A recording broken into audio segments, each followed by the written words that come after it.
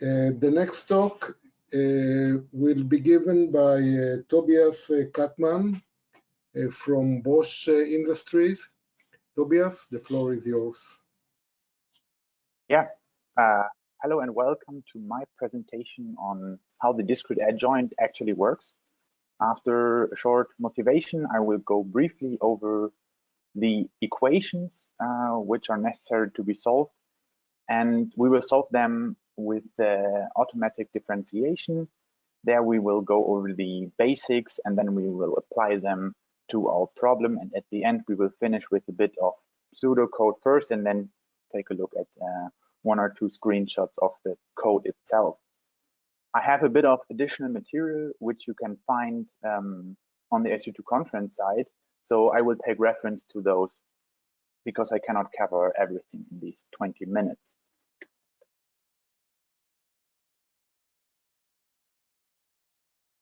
Okay, I seem to cannot switch the slides. Can I?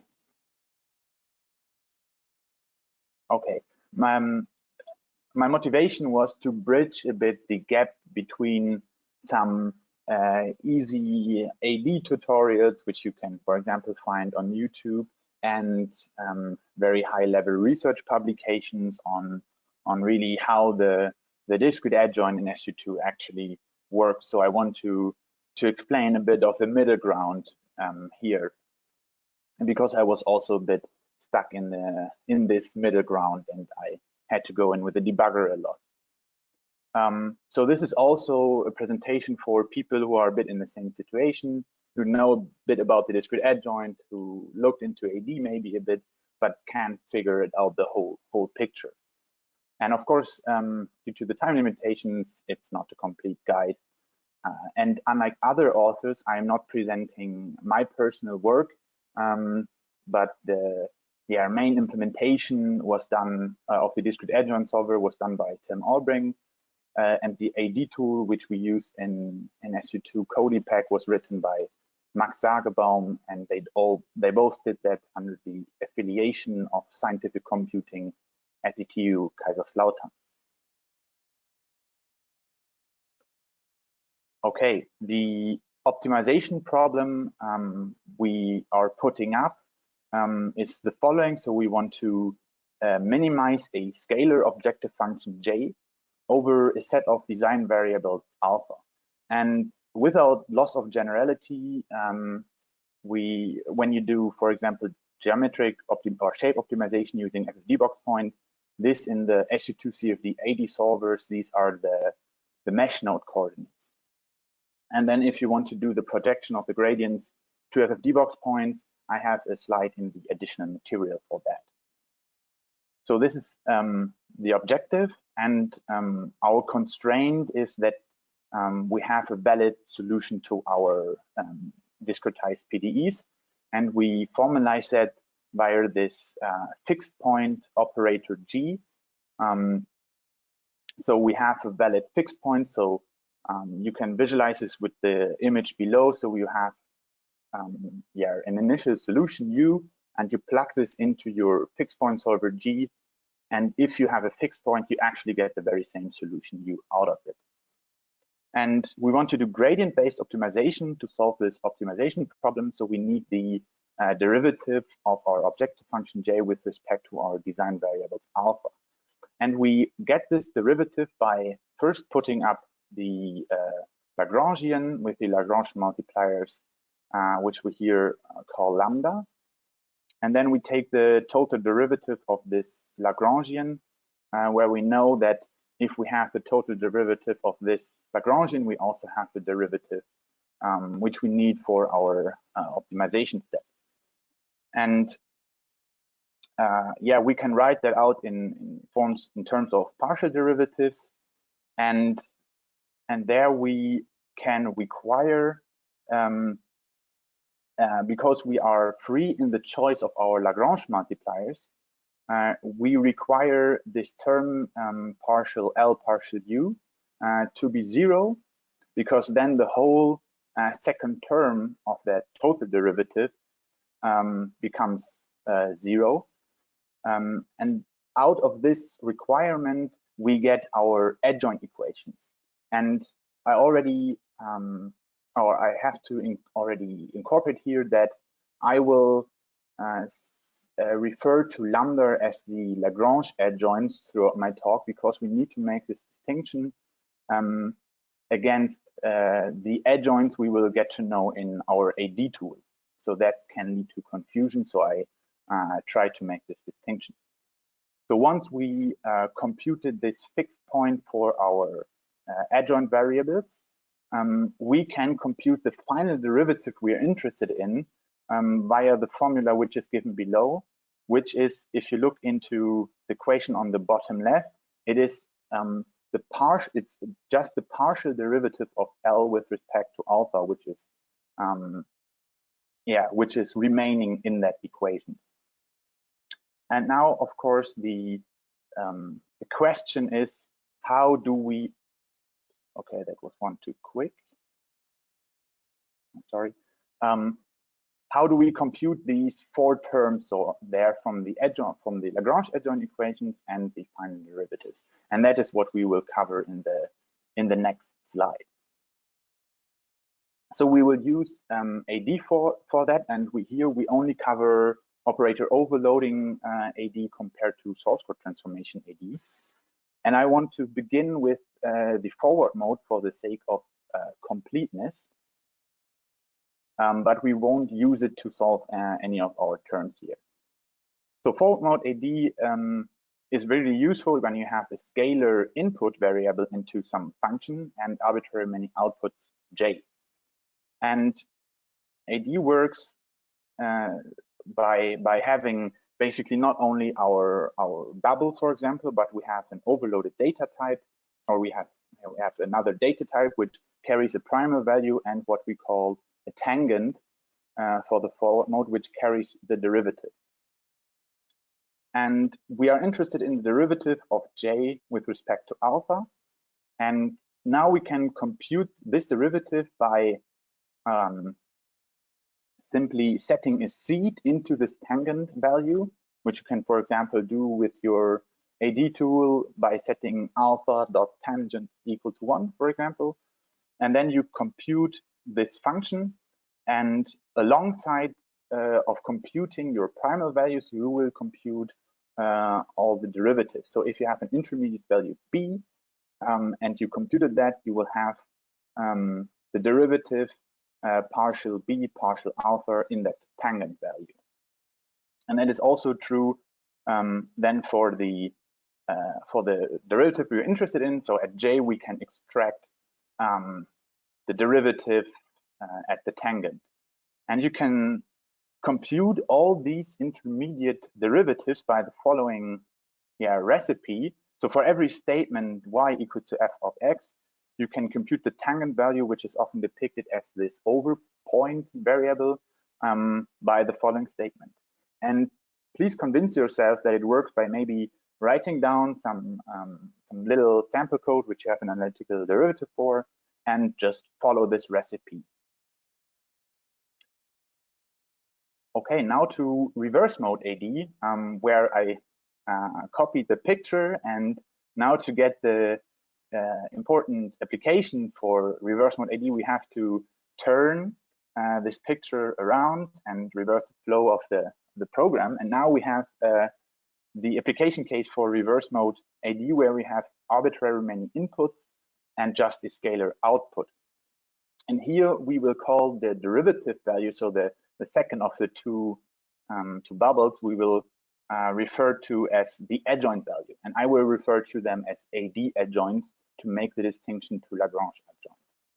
And here we cannot use the same idea as in the forward mode, but we have to do some sort of a two-stage process.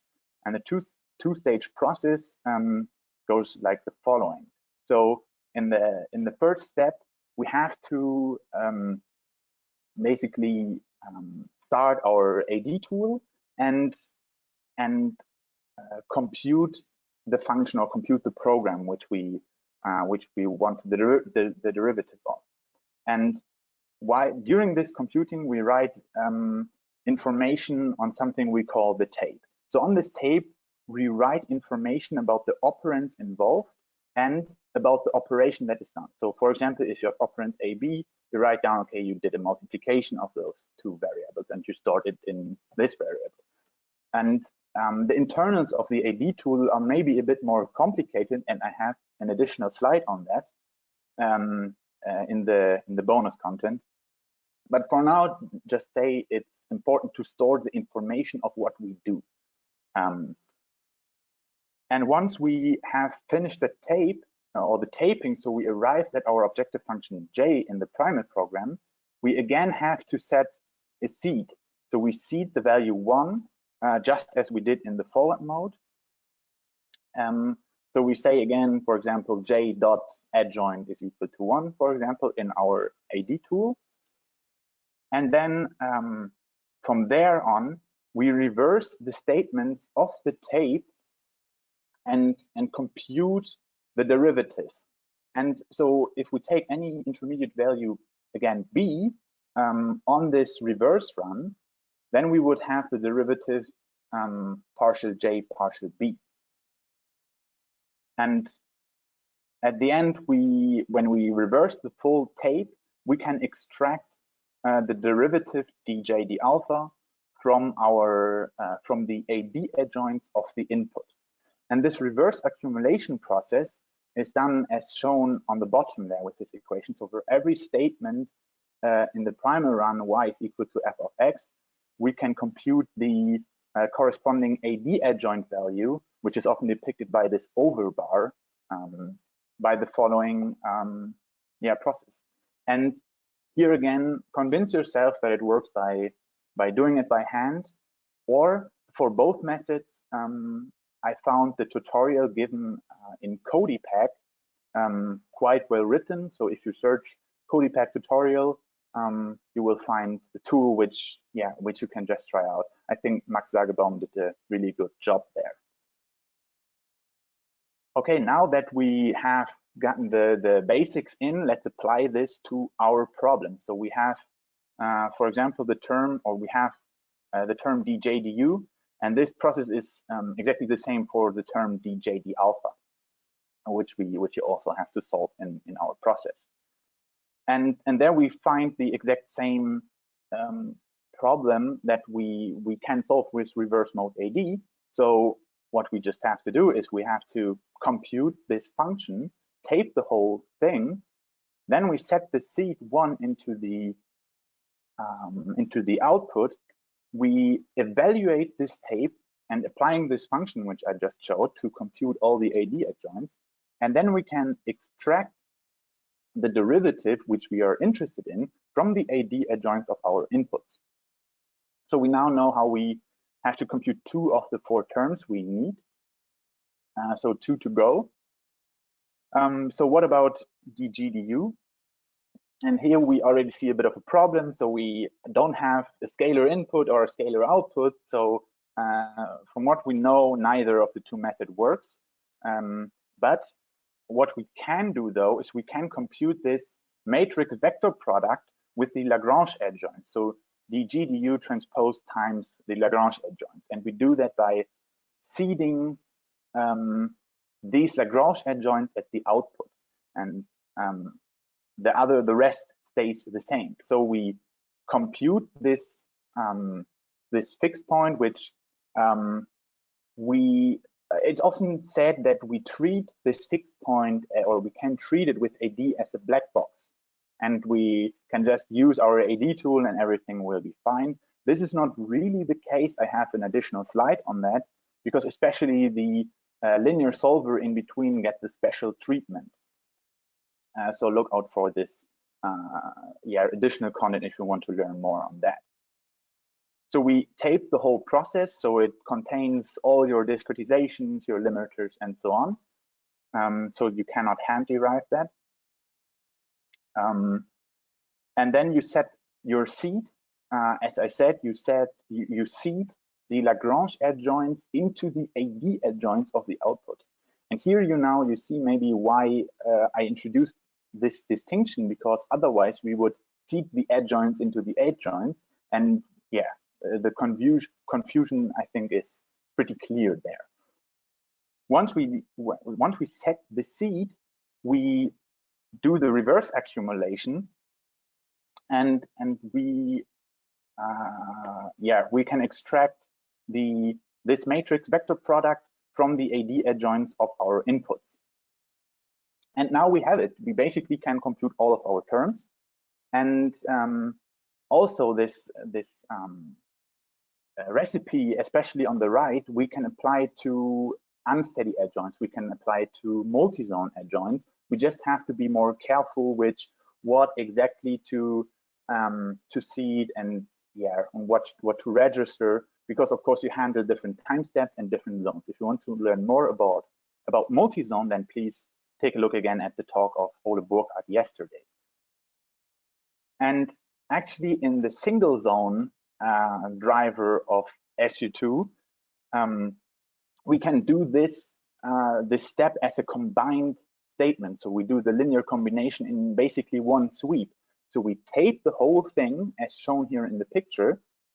Then we set both seeds at once, and then we do the reverse accumulation also in one sweep, and we can extract the new or the updated Lagrange adjoints from the AD adjoints of our inputs. And here again, we would set the adjoints again to the adjoints if we were to make this distinction in the terms.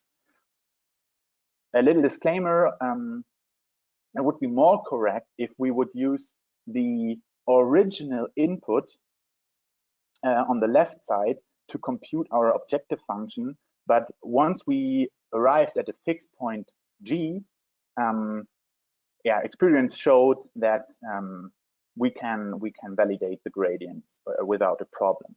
In the multi-zone adjoint, which I don't cover here, this is done a bit differently, or these things are separated. Okay, I need to hurry up a bit, but what I now want to cover is a bit of pseudocode, and we don't need to go over all the statements because you can, or we just did all that in the previous slides. What I want to point out here is we have this two-stage process. So we have this fixed point for the adjoint or the Lagrange adjoint equation, which we see on the top, and then we have the evaluation of this final derivative on the bottom.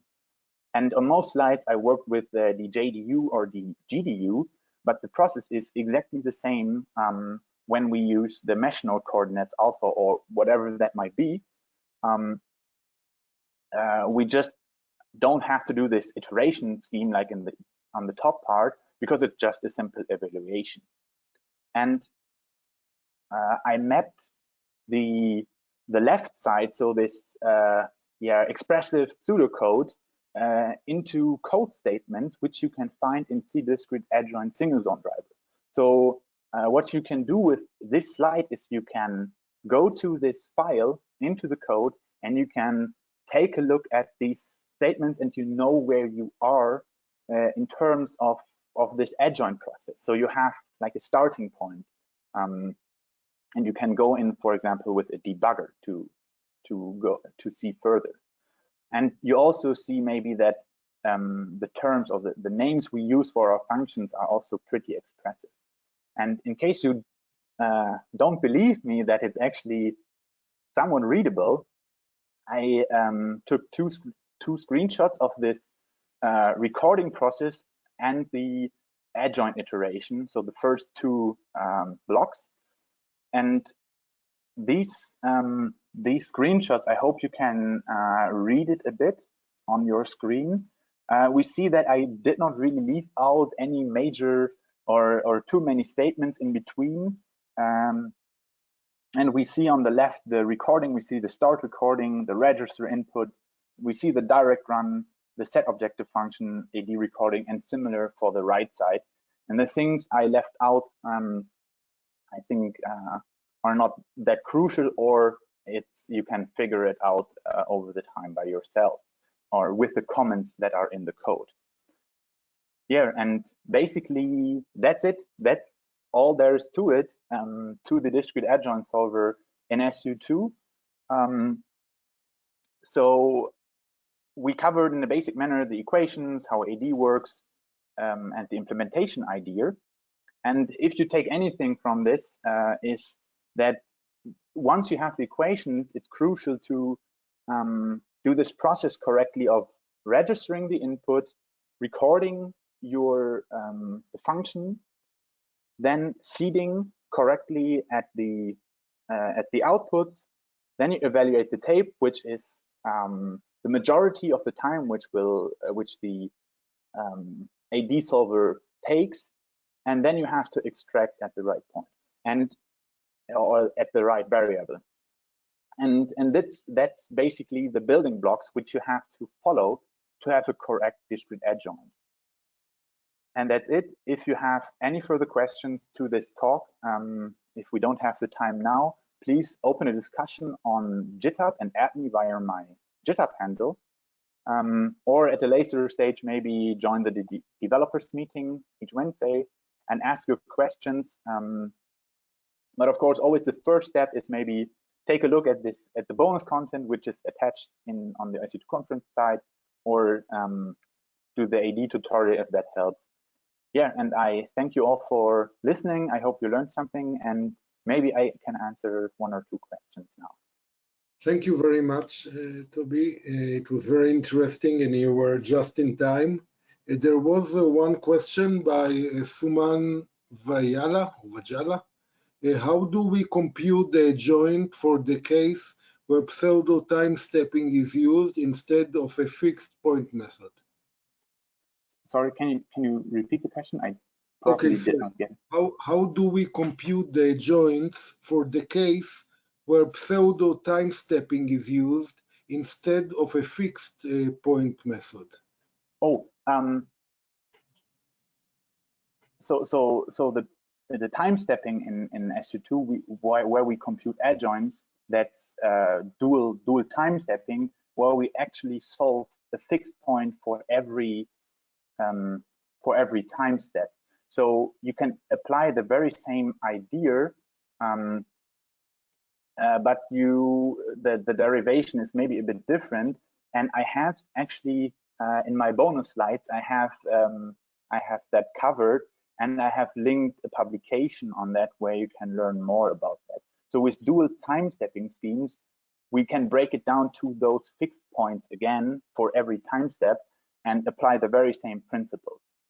Okay, Nico just added a comment that pseudo time stepping can be interpreted as fixed point scheme, and they also wrote that you gave the correct answer. Okay, that's nice to hear. Thank you very much. A good concluding comment. Thank you very much, Toby.